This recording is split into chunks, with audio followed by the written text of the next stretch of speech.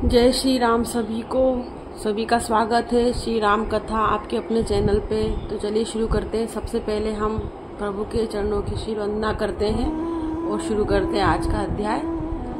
आज हमको page number 96 पढ़ना है।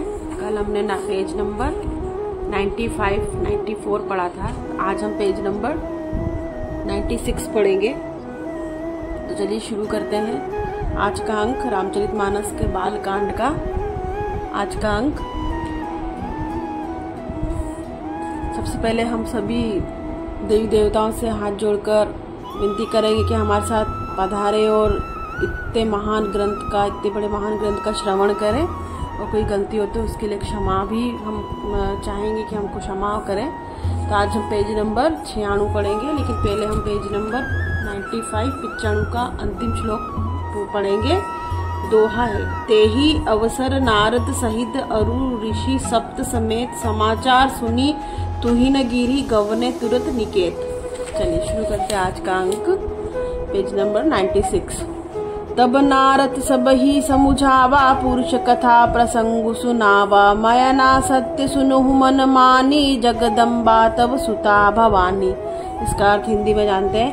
तब नारद जी ने पूर्व जन्म की कथा सुनाकर सबको समझाया कि हे मैना, तुम मेरी सच्ची बात सुनो। तुम्हारी यह लड़की साक्षात जग जननी भवानी है। अजा अनादि भक्ति अविनाशिनी सदा शंभु अर्धंग निवासिनी जग संभव पालन लयकारिणी निजल इच्छा लीला वपुधारिणी। ये अजन्मा अनादि और अविनाशी शक्ति है। सदा शिवजी के अर्धांग में रहती है। ये जगत की उत्पत्ति पालन और संहार करने वाली है। अपनी इच्छा से ही लीला शरीर धारण करती है। जन्मी प्रथम दक्ष ग्रह जाई नाम सती सुंदर तनु पाई। तहु सती शंकर ही विवाही कथा प्रसिद्ध सकल जग माही। पहले ये दक्ष के घर जाकर जन्मी थी, तब इनका सती नाम था, परंतु बहुत सुंदर शरीर पाया था। वहाँ भी सती शंकर जी से ही ब्याही गई थी। यह कथा सारे जगत में प्रसिद्ध है। एक बार अवात शिव संगा देखेहु रघुकुल कमल पतंगा। भयउ मोहु शिव कहा न कीन्हा ब्रह्म बस बेशु सिय कर लीना। एक बार इन्होंने शिव जी के साथ आते हुए राम में रघुकुल रूप की कमल के सूर्य श्री रामचंद्र जी को देखा। तब इन्हें मोह हो गया और इन्होंने शिव जी का कहना न मानकर ब्रह्मवश सीता जी का वेश धारण कर लिया। छंद। सिय बेशु सती जो कीनते ही अपराध शंकर परिहई। हर बिरह जाई बहोरी पीतु के यज्ञ जोगा नल जरी। अब जनमी तुम्हारे भवन निजपति लागी दारुण तपु किया। अस जानी संशय तजहु गिरिजा सर्वदा शंकर प्रिया।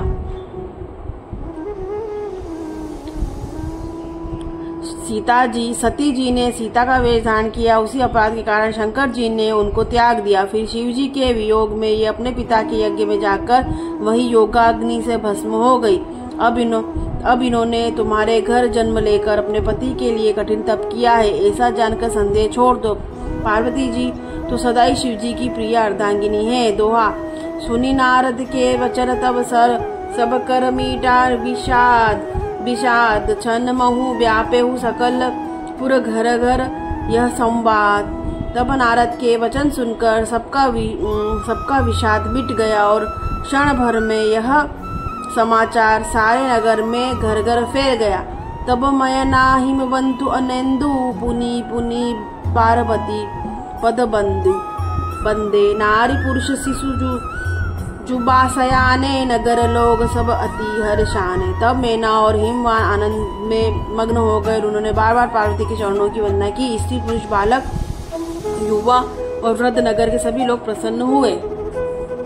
लगे होन पर मंगल गाना सजे सबही हाटक घटनाना। भांति अनेक भई जेवनारा सुप शास्त्र जस कछु व्यवहारा। नगर में मंगल गीत गाए जाने लगे और सबने भांति भांति के सुवर्ण कलश सजाए। पाक शास्त्र में जैसी रीति है उनके अनुसार अनेक भांति के ज्योनार हुई रसोई बनी। जो सो जेवनार की साई बखानी बसई भवन जेही मतु भवानी। सादर बोले सकल बराती, विष्णु बिरंची देव सब जाति। जिस घर में स्वयं माता भवानी रहती हो वहाँ की ज्योनार भोजन सामग्री का वर्णन कैसे किया जा सकता है। हिमाचल ने आदर पूर्वक सब बारातियों, विष्णु, ब्रह्मा और सब जाति के देवताओं को बुलाया। विविधि पाती बैठी जवनारा, लागे परस परुसन निपुण सुआरा।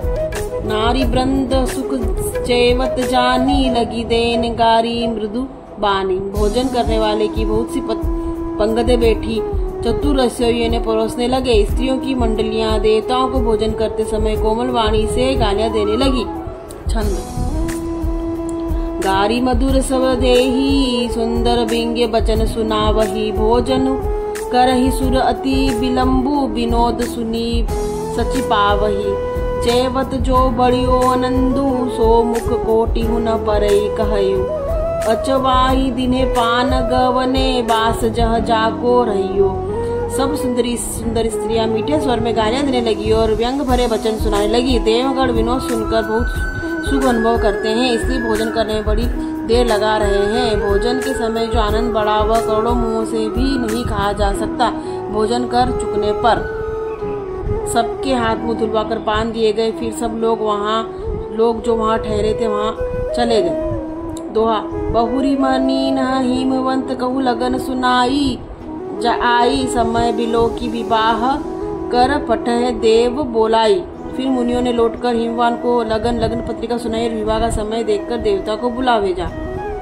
बोली सकल सुर सादर लीन है, सभी जथोचित आसन दिन है।